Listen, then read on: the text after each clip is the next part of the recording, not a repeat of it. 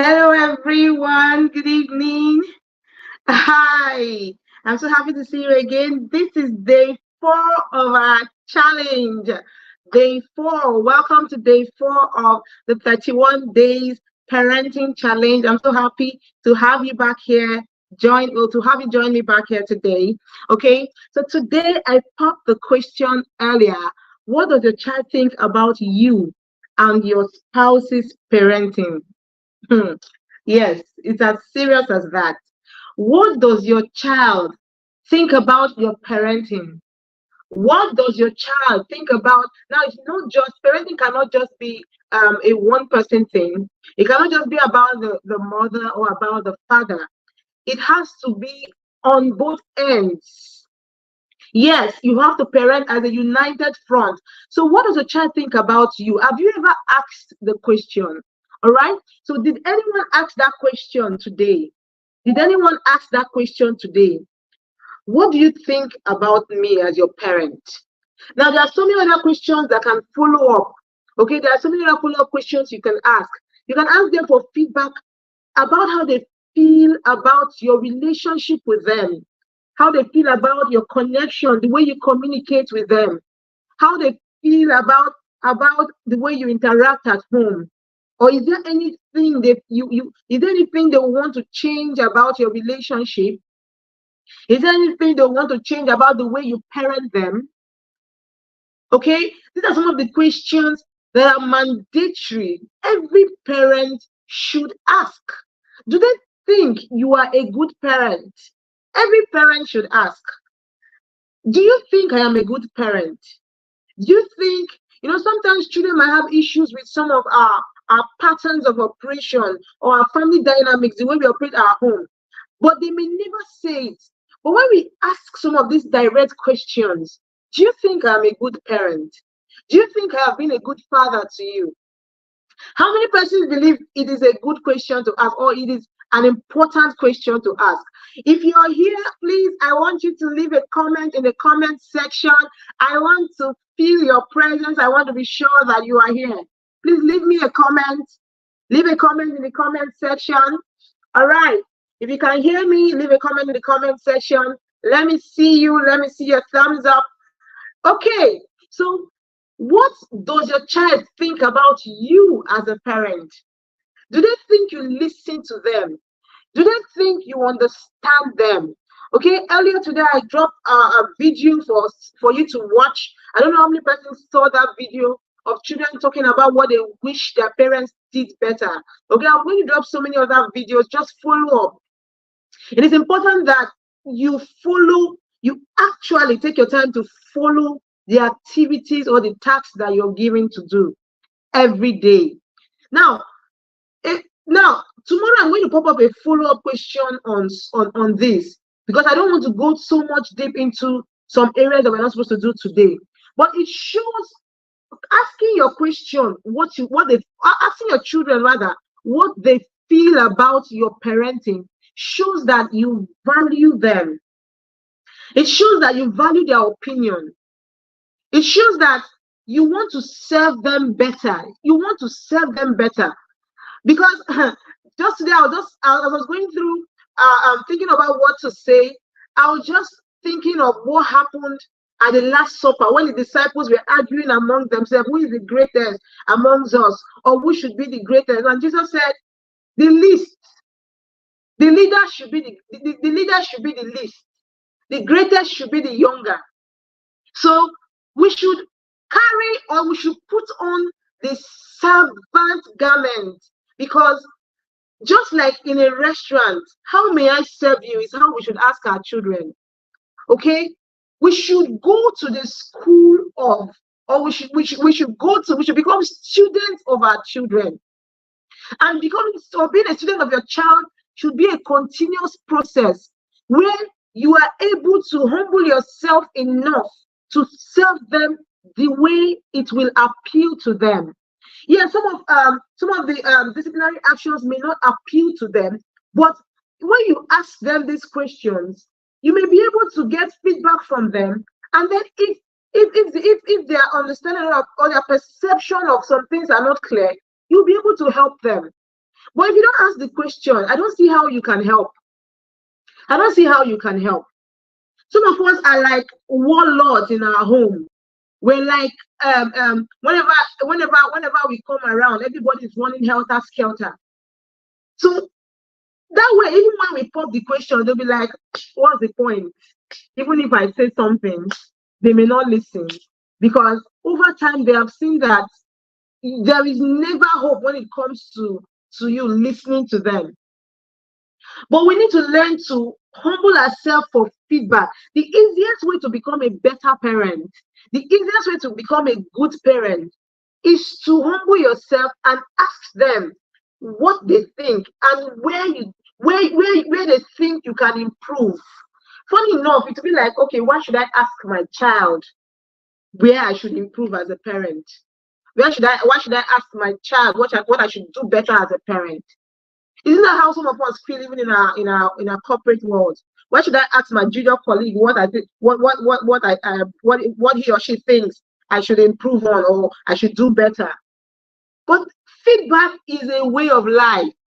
Aside from parenting, anybody that doesn't like feedback, anyone that has issues with feedback, if you have issues with people giving you criticisms, negative criticisms, then you need to work on yourself. Because as a parent, you will need this feedback from your children every now and then. Okay, so just recently I was just my son did something and I said something to him, and he said, "Oh, but you said I thought we're not supposed to shout in this house." I said, "But I didn't shout. I didn't raise my voice." And then I asked him, "Okay, so what do you think?" He said, "It's not like you're raising your voice, but sometimes when you talk, especially when you're not happy, I feel like it sounds somehow in my ears." So it means that I had to think about it. Okay, now I may not be shouting because I have thought that shouting is not an effective. In fact, shouting is not a method of communication at all. Okay, so I had to say, okay, I am not shouting really, but I'm probably not communicating, or I'm probably not doing or modeling what I have said. So that was a feedback for me. That was a feedback for me that okay, we're not shouting is not permitted in this house. So even if my voice is not raised, my tone, my body language could be raised. So many things children can say to us that can help us become better, that can help us improve. Isn't that what feedback is for? To help us improve wherever we find ourselves. Now, in this case, in our homes. Okay, feedback is a critical component for improving performance. Some feedbacks may not be completely true, I agree. Sometimes when you ask children, especially the younger children, if even teenagers, they may give you feedback based on their emotions at that moment. They may give you feedbacks based on some things that may not be completely true or may not be completely your fault. But is it important that you understand how the child feels or how the teenager feels? Because that way you can walk around it. Okay, maybe this thing makes this child feel it. You can even explain to the child. You can even teach the child, use it as a teachable moment to teach the child the importance of that aspect that child is complaining about. But if you don't ask, you may never know. What does your child think about you and your parenting? Do you know that even if your child are adult children, even if your children rather are adult children, are grown, you can ask this question. You can ask these questions. Sometimes to give you a review of your life. Okay? You can ask these questions.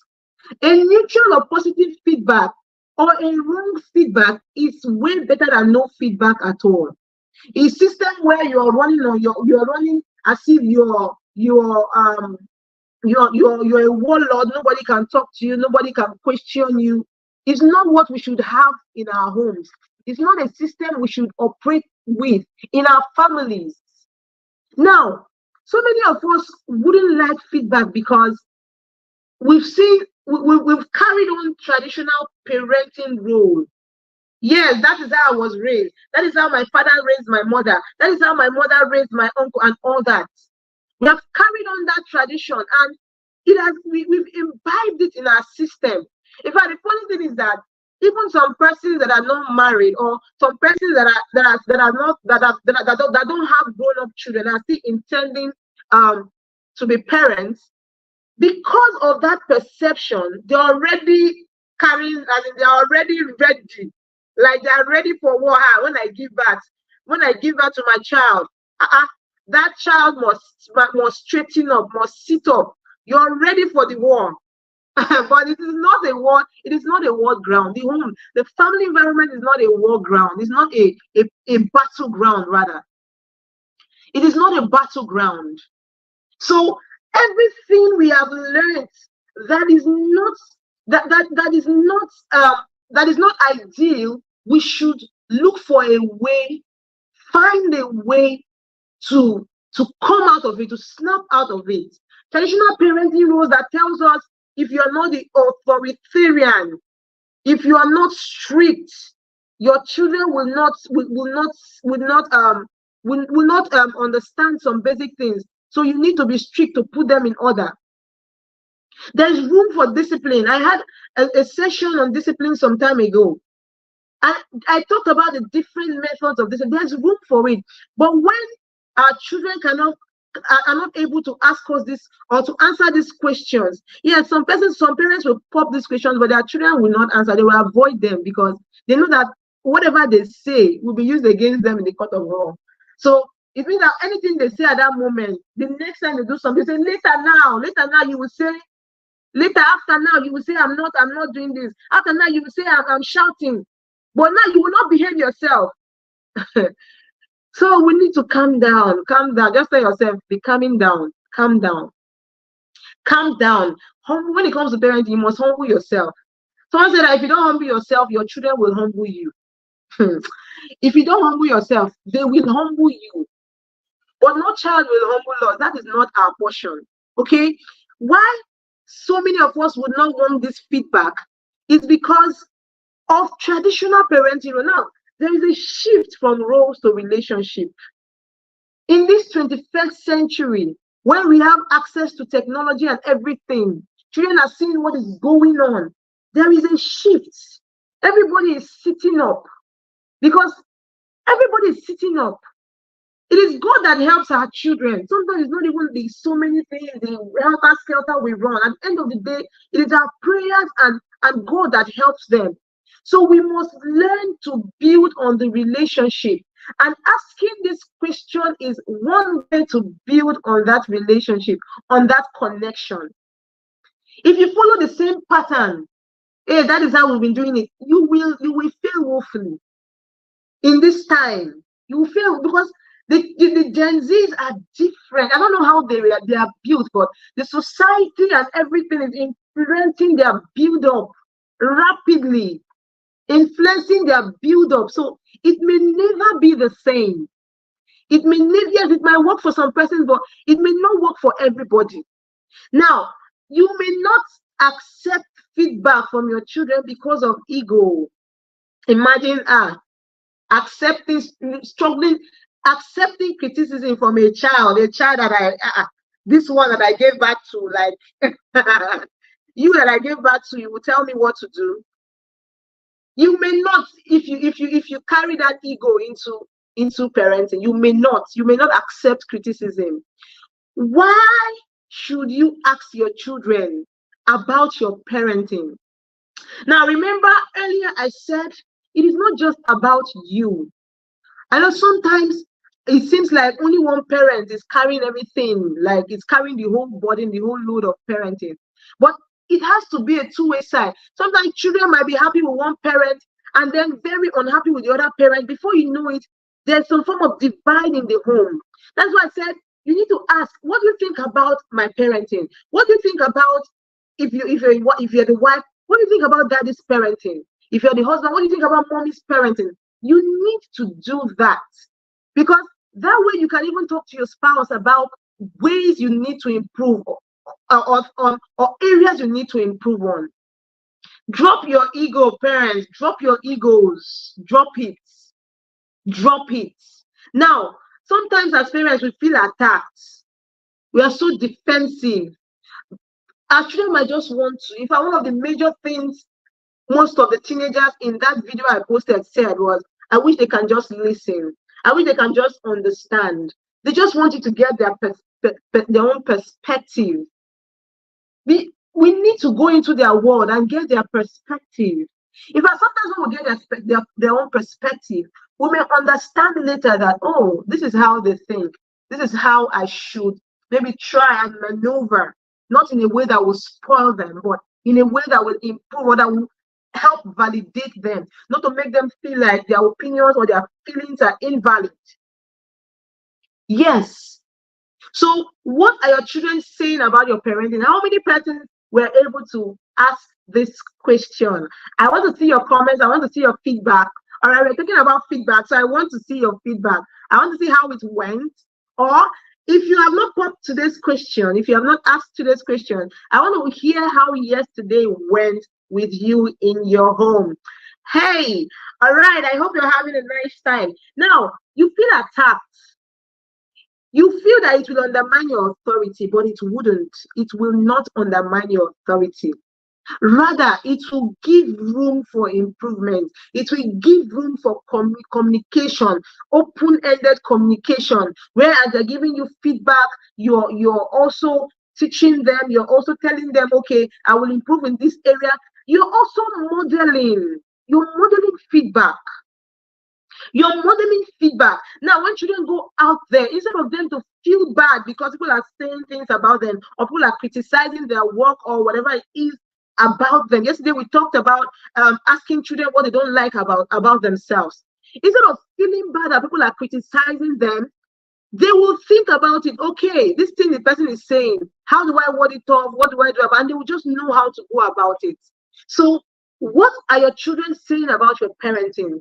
That's my question today. I hope you had a wonderful time this evening, and I hope that you are going to join me again tomorrow. I have not seen the questions. Feedback is essential, okay? Someone said feedback is essential, although it has its own disadvantages. I don't know about that, okay? What are the disadvantages of feedback? Well, apart from the fact that the truth might hurt the recipient. I'm trying to understand that question. Okay, yes, I said something earlier that positive feedback, negative feedback, or whatever form of feedback is better than no feedback at all. I don't know if that is what you mean. It's better than no feedback at all. All right, instead of you to just imagine you're in a corporate world and you're just moving, nobody's telling you, oh, this thing you're doing is not good. This thing, nobody is trying to at least guide you in some sort of way. Sometimes you just move aimlessly. Yes, this time around it's like it's our children, what do they know and everything, but they are the ones, they are on the receiving end. I like something I said, I like what you said about the recipient. You don't know, you may not know how it is hurting them until you hear from them.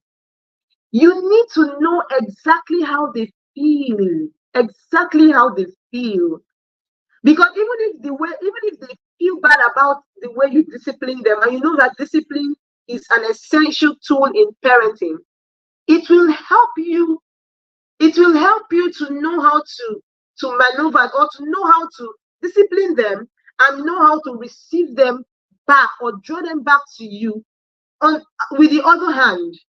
So I don't know if I was able to answer your question. I have another comment here. Feedback have improved my parenting. Thank you so much.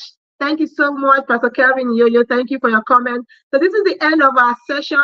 I wouldn't want to exceed our time. Thank you everyone for joining. I'm glad you joined today. I hope we see you again tomorrow. We have something almost similar to this, but a different perception or a different question. See you again 8 p.m. tomorrow. Bye.